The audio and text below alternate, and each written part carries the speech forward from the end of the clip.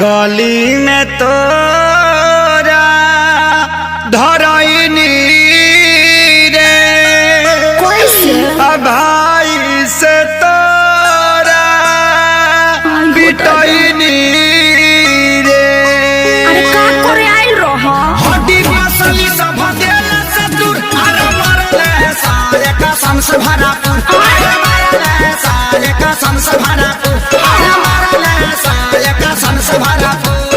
अरे कहाँ मरल? अरे कहाँ बताइए बराबर ले बासा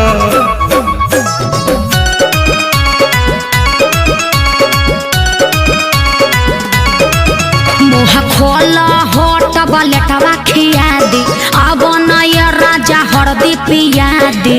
45 नहीं झरला पनू न गारा बात मीठा मीठा जानी कारा।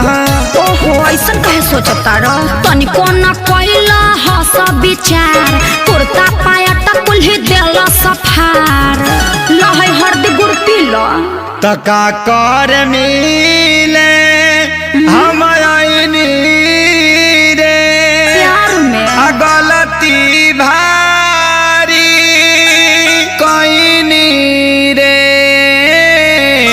चुप रहो सब ठीक हो जाई। पूछा करू अब तू हर दिला गुड़ अरे मरले सारे कसम से भरा अरे मरले सारे कसम से भरा अरे मरले सारे कसम से भरा। अरे चुप रह चलो भोका माइस के सुई दिबा दी। वो कौन सुई है? दुपहरनी सुई। अच्छा